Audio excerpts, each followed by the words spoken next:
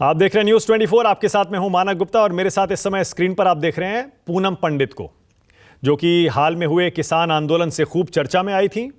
किसान आंदोलन का एक प्रमुख चेहरा बनकर उभरी थी और अब बुलंदशहर की स्याना सीट से चुनावी मैदान में उतर गई हैं कांग्रेस के टिकट पर।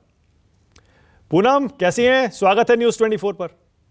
मैं बिल्कुल अच्छी हूँ मानक भाई, आप कैसे हैं? बहुत बढ़िया चल रहा है। आपका प्रचार शुरू हो गया? हाँ जी भैया। ओके, तो अभी तो रैली रोड शो की परमिशन नहीं है, तो अभी कैसे प्रचार कर रही हैं? फिर सोशल मीडिया पे कर रही हैं क्या? मैं डोर टू डोर प्रचार करूंगी। हाँ, और सोशल मीडिया पे क्या प्लान है? सोशल मीडिया पे तो यही है कि मतलब जो हम करते हैं वो तो करते ही पहले से ही। आप सपोर्ट करते हो हमें पहले से ही, जैसे करते हो वो तो ऐसे ही रहेगा। लेकिन अभी तो जो हमारा जो प्रोटोकॉल है वो तो ये है ना कि हमें डोर टू डोर करना होगा। लेकिन ये अलग बात है कि ये प्रोटोकॉल हमारे लिए है। बाकी हमारे यहाँ पे कल मुख्यमंत्री भी आ रहे हैं, उनके लिए कोई ऐसा प्रोटोकॉल वगैरह नहीं है। अच्छा, ये तो आपने ताना मार दिया एकदम योगी जी पर। तो मैंने सच्ची बात बोली है ना, हमारे लिए तो प्रोटोकॉल है, चलो हम फॉलो कर लेंगे, ऐसी कोई बात ना। लेकिन उनके लिए क्या, जो हमारे जो वो है मुख्यमंत्री, उनके लिए कोई प्रोटोकॉल नहीं है, उनके लिए कोई रूल नहीं है। क्या वो संविधान के दायरे में नहीं आते? वही तेज तर्रार अंदाज है जैसा किसान आंदोलन में दिखा था। तो तो इस बार चुनाव जब प्रचार करेंगी, जाएंगी, तो इसी ताकत से बोलेंगी या प्यार से बात करती हैं लोगों से?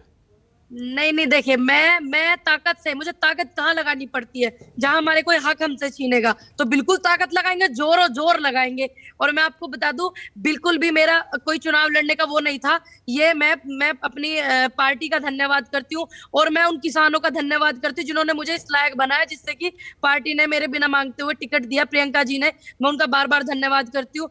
लेकिन ऐसा नहीं है कि मैं अपने हक के लिए नहीं लड़ सकती, मैं अपने लिए भी लड़ सकती हूँ, मैं औरों के लिए भी लड़ सकती हूँ। इसका मुझे बताने का वो नहीं है, क्योंकि पूरे बॉर्डर पे सबने देखा कि कितना एक लड़की से कितने लोग परेशान हो गए, कितने दुखी हो गए, सिर्फ इसलिए कि मैं उनकी आवाज उठा रही थी। और तो मैं ये सिलसिला जारी रखूंगी, मैं बंद थोड़ी ना कर दूंगी, बिल्कुल ऐसे ही लड़ूंगी उनके लिए। स्याना विधानसभा में जो अभी विधायक हैं, वो उनको ये तक नहीं पता कि कितने वहां पे स्कूल बंद है। इतना बड़ा स्कूल है वहां पे शिक्षा के लिए, वो स्कूल अभी तक भी चालू नहीं करवाया गया, किसी ने चालू नहीं करवाया। वो स्कूल पढ़ेगा इंडिया तभी तो आगे बढ़ेगा इंडिया। और स्पोर्ट्स को वो नहीं है वहां पे, क्या बोलते हैं, स्पोर्ट्स स्टेडियम, कुछ भी वहां व्यवस्था नहीं, हॉस्पिटल नहीं, छोटे बच्चों का अस्पताल नहीं, नाली में पानी रोडन पे बह रहा है वहां। मैं पहले भी गई हुई हूँ, ऐसा नहीं कि आज मैं पहली बार वहां पे आई हुई हूँ, मैं पहले भी वहां पे गई हूँ, पूरी हालत खराब है। अब ये तो अधिकार हमारा भी कहता है कि हम भी उनसे पूछ ले, मैं विधायक जी से, विधायक जी से। और इतने बॉर्डर पे आंदोलन में किसान बैठे थे, वहां के प्रत्याशी जो है, कितनों ने वहां पे जाकर के किसान आंदोलन को सपोर्ट करा। हाथरस में 2 बजे रात को बेटी जलाई,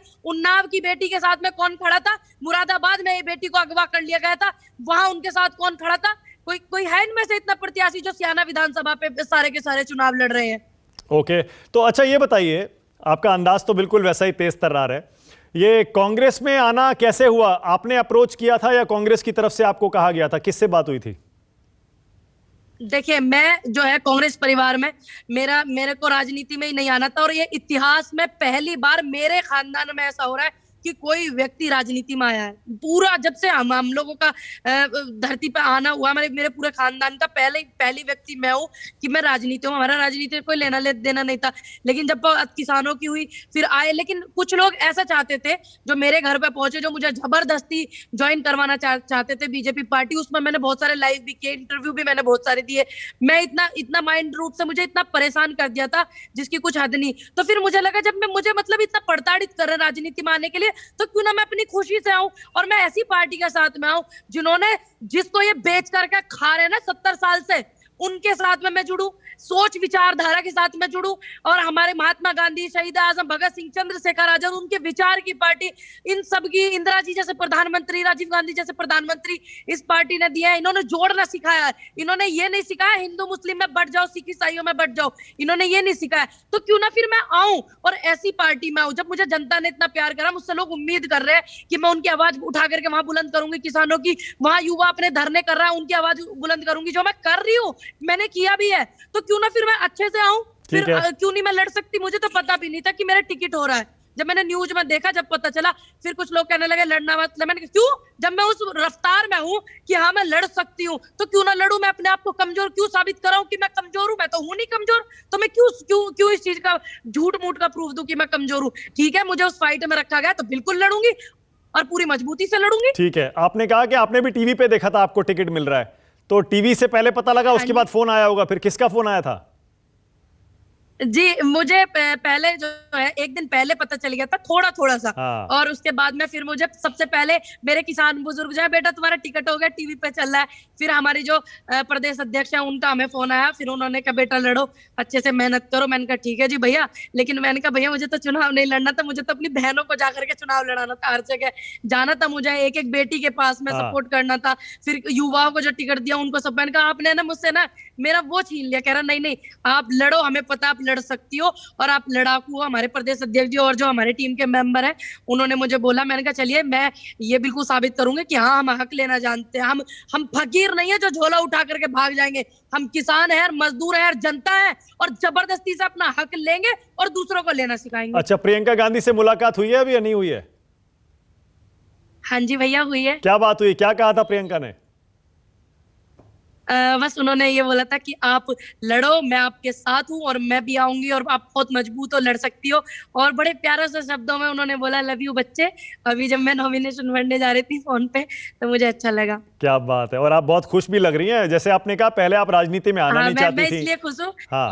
नहीं नहीं, मैं राजनीति में आना नहीं चाहती, लेकिन मुझे खुशी महसूस होती है कि हाँ मुझे इस लायक लोग समझ रहे हैं, इस लायक मुझे पार्टी समझ रही है कि मैं उनकी आवाज बुलंद कर सकती हूँ, तो मैं इसलिए खुश हूँ। तो मुझे पता है, मैंने सोचा कि मुझे ही शायद पता है कि मैं लड़ सकती हूँ हक के लिए, तो उनको भी पता ही है हमारे आपको पता है ना कि किसान आंदोलन में और सोशल मीडिया की वजह से आपको जो लोकप्रियता मिली, आपके वीडियोस इतने वायरल होते थे, आपको एहसास हो रहा था उस समय जब ये वीडियोस आपके वायरल होते थे, लोग बहुत देखते थे कि आप चुनाव में उतर जाएंगी? नहीं, जब इन्होंने मुझे प्रताड़ित करने की कोशिश की ना, मुझे बहुत ज्यादा, कभी मेरे ये पोस्टर वायरल, कभी मुझे बीजेपी का ज्वाइनर बता दे, एजेंट बता दे, कभी समाजवादी का बता दे, कभी बसपा का बता दे, तब मुझे थोड़ा सा एहसास हुआ कि हाँ इसका मतलब सही चल रही है तू, क्योंकि तेरे पीछे लोग ही इतने लग गए हैं, तेरे में कुछ खास बात है। अच्छा।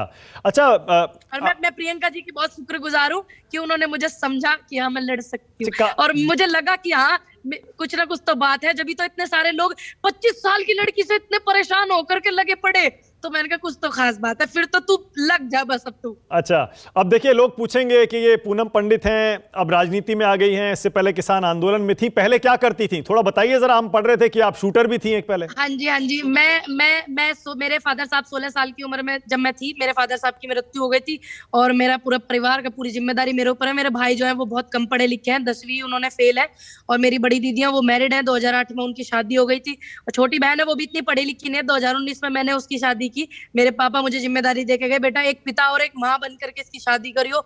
मैंने वो जिम्मेदारी पूरी करी। 2018 में मैं एज ए बाउंसर भी रही हूँ, और मैं शूटिंग करती थी 2012, बहुत मुश्किलों से रात रात में मैं प्रैक्टिस करती थी, दिन दिन में 2-2 3-3 घंटे मुझे पढ़ना होता था, मैं मैच खेलने जाती थी। बहुत सारे लोग तो ये बोलते हैं ये कोई शूटर वूटर नहीं है जिसका रिकॉर्ड एनआरआई में, national rifle association of India में होता है, तो क्या हम उसको झूठ थोड़ी बोलेंगे, नहीं बोल सकते ना। तो बहुत से लोग तो ऐसे जिनका काम ही आलोचना करना है। मैं ये राइफल एसोसिएशन जोड़ी बड़ौत बागपत में जो दादी चंद्रो है, दादी प्रकाश है, उनके आशीर्वाद से मैंने वहां शूटिंग सीखी। मैंने उत्तर प्रदेश में खेला, मैंने नॉर्थ जोन ऑल इंडिया जीवी मावलंकर खेला, मैंने नेशनल खेला, फिर मैं ओपन से इंटरनेशनल खेलने के लिए गई। लेकिन कुछ लोग ऐसे होते हैं जिनके काम ही ये है। फिर मेरे आपने देखा ये जॉबलेस हो गए, सब लोगों की जो जॉब है वो चली गई। 2018 में मैंने 10 महीने उनके यहाँ जॉब किया, उसके बाद मैं 19 में मेरी बहन की शादी थी, मैं शादी में लग गई। फिर कोरोना आ गया, कोरोना से फिर सबकी नौकरी खत्म, ठीक है, और हम तो क्या बोलते हैं बिल्कुल अलग अलग रफ्तार पे थे, हमारा तो ये कोई लेना देना ही नहीं था। फिर जब बातें करने लगे सब, टीवी पे आप देख रहे थे कि जो बिका हुआ मीडिया वो क्या दिखा रहा था, कोई कोई चैनल अच्छा दिखा रहा था जो बिल्कुल सही चीजें दिखा रहा था, तो मैंने देखा ये किसान देश का अन्नदाता तो ऐसे नहीं कर सकता। मैंने जिद करके मैं बॉर्डर गई, मैंने वहां पे 4-5 दिन माहौल देखा। माहौल देखने के बाद मैंने कहा ये सारे आदमी बोलते हैं इंटरव्यू आदमी देवे, औरत कोई क्यों नहीं देती। तो मैंने वहां पे जो औरतें थी मैंने उनको बताया, मैंने कहा आप क्यों नहीं बोलती हो, आप भी बोलो, आप तो डबल भागीदारी कर रही हो, आप खाना बनाती हो, आप ये करती हो, आप वो करती हो। कह रही नहीं आप, हमें तो बहुत काम है, हमें तो 50-50 किलो प्याज काटनी पड़े, मटर छोलनी पड़े, बेटा हमें बहुत काम होता है। फिर मैंने कहा मैंने सबको बोला क्यों ना, मैं क्यों नहीं बोल सकती? मेरे अंदर ऐसी क्या कमी है कि मेरी जीभ छोटी है जो मैं बोल ना सकूं? तो मैंने फिर बोलना स्टार्ट किया। फिर बहुत लड़कियों ने बोलना स्टार्ट किया। मुझे इस बात की बहुत खुशी हुई कि मुझे देख करके, या कुछ भी मान लीजिए, फिर लड़कियों ने बोलना चालू करा। फिर मैं ट्रैक्टर लेके गई, फिर लड़कियों को ट्रैक्टर सिखाया गया हरियाणा में, महिलाओं को। मुझे और ज्यादा खुशी हुई कि मतलब चलो महिलाओं के लिए कुछ अच्छा एक हो रहा है, बेहतर। हाँ। फिर वहां पे बॉर्डर पे जाने के बाद में मैंने दिन रात आवाज उठाई। मैं सुबह जाती थी, शाम को आती थी, लगातार मैंने आवाज वहां पे उठाई। फिर सबसे पहली किसान पंचायत उत्तर प्रदेश में किसान आंदोलन के समर्थन में, ये सौभाग्य मुझे मिला। लखीमपुर, शाहजहानपुर, बंडा में लाखों गुरुद्वारे में जाकर के 26 जनवरी से पहले पंचायत के लिए आह्वान किया।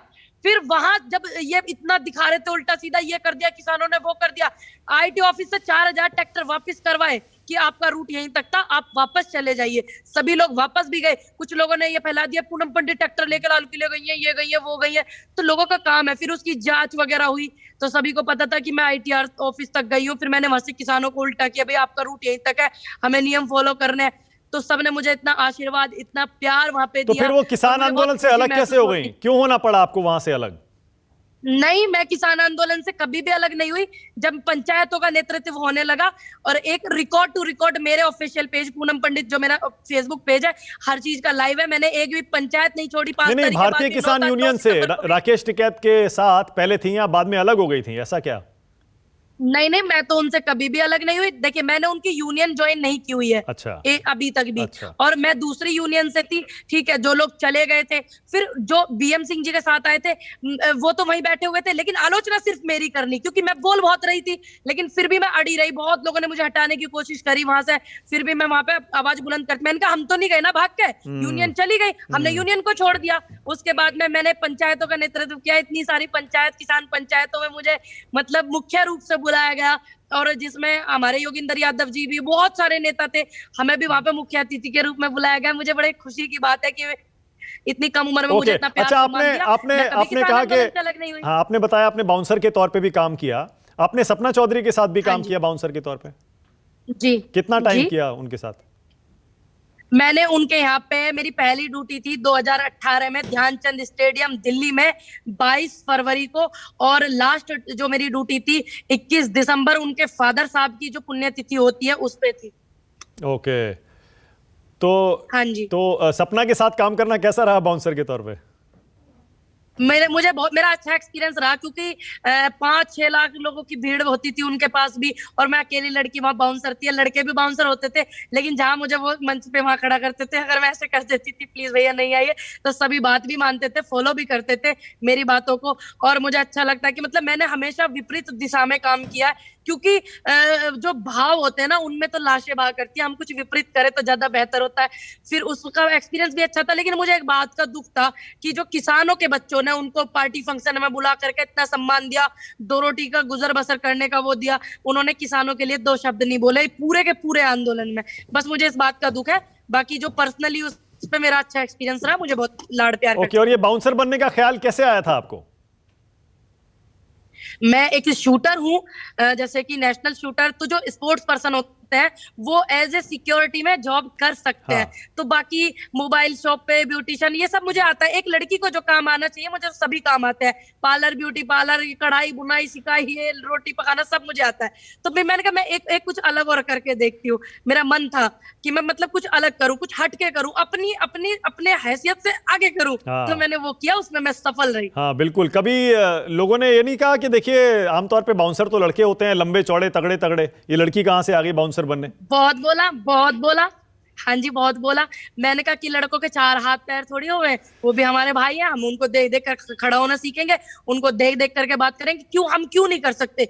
यही हमारे समाज में यही क्यों बात बताई जा रहा है कि हाँ। लड़के ही कर सके? क्यों कर सके लड़की बाउंसर, क्यों रह सके? क्या आईपीएस बॉर्डर पे महिला नहीं है? क्या हमारे देश की सुरक्षा नहीं कर रही है तो महिला कभी किसी ने BSF हल्के में भी लिया आपको? बताइए। तो हम क्यों नहीं? कभी किसी ने हल्के में भी लिया? है? हल्के में तो कोई ऐसे मेरे को ना ले सके। 1-2 ने लेने की कोशिश करी। उनके हालात आपने देखे ही थे कि मैंने कितनी मजबूती से आकर के अपने आप को जब जब मुझे दबाया गया मानक भाई जी, जब जब मैं एक मजबूती के साथ निखर करके आई हूँ, क्योंकि उनको नहीं पता था कि ये 16 साल से अपने परिवार का भरण पोषण करती है, बहुत उस परिवार से आई हुई है जिसके घर में रोटी तक खाने के लिए नहीं थी। अपने परिवार को मैंने सींचा है अपने पसीने से, अपनी मेहनत से। जब सर्दियों में लोग बाग सोते थे ना, मैं रात में जाग करके कढ़ाई करती थी, बुनाई करती थी, मुझे शूटिंग करनी होती थी, पढ़ाई करनी होती थी, कितना कुछ मुझे करना हो गया। तो इन्होंने सोचा बिखर के आ रही दिखे, ये नहीं पता अपने घर को सजा करके निखर के आ रही। ऐसे लोगों को मैंने हमेशा मात दी है और मुझे भरोसा है उस परमात्मा पे, ईश्वर पे, कि अगर मैं सही हूँ और मैं ईमानदारी के साथ मैं ऐसी लगी रहूंगी तो मुझे पता कोई हरा ही नहीं सकता। अगर जिस दिन मैं गलत हो जाऊंगी, मैं भटक जाऊंगी, उस दिन हरा देगा। अभी ये चुनावी फाइट है, अगर हम दौड़ में नहीं होंगे कैसे पता चलेगा कि हम दौड़ लड़ सकते हैं? सही बात है। जीतना हारना तो बाद में तय होगा ना। मेरी तो आज ही जीत है कि 25 साल और 2 महीने वर्ष मैंने पूरा किया अपनी उम्र का, और मुझे टिकट मिल गया। लोगों की देखो जिंदगी वो हो जाती है, है नहीं? अच्छा, लेकिन अच्छा ये तो बताइए, आप बचपन में आपने संतुष्टि है और धन्यवाद भी करती हूँ मैं सभी किसानों का, जिनकी वजह से मुझे ये सम्मान मिला है। अच्छा, पढ़ाई कितनी की है आपने? मैंने एमए किया भैया, पॉलिटिकल साइंस ऑनर्स से। एमए आपने पॉलिटिकल साइंस में किया है। तो बचपन में भी खूब पढ़ाकू थी या शरारती थी? पिटाई विटाई भी होती थी, डांट पड़ती थी? नहीं नहीं भैया, मैं बिल्कुल, मतलब मेरा जो आप देखते हैं मीडिया पे मुझे, मैं बिल्कुल ऐसी नहीं हूँ, बिल्कुल मैं विपरीत हूँ। मुझे शांत रहना बहुत पसंद है और मुझे मतलब अकेलापन ज्यादा पसंद है, और ऐसे लड़ाकू वड़ाकू मुझे नहीं है पसंद। बिल्कुल अलग हूँ मैं अपनी पर्सनल लाइफ में, और जो मैं अपने, हाँ मैं हक के लिए लड़ सकती हूँ, मैंने ये बता दिया। मेरे घर के भी हैरान होते, तू इतनी लड़ भी सकती है? हाँ लड़ सकती हूँ, क्यों नहीं लड़ सकती? तू इतने बड़े लोगों से लड़ती है?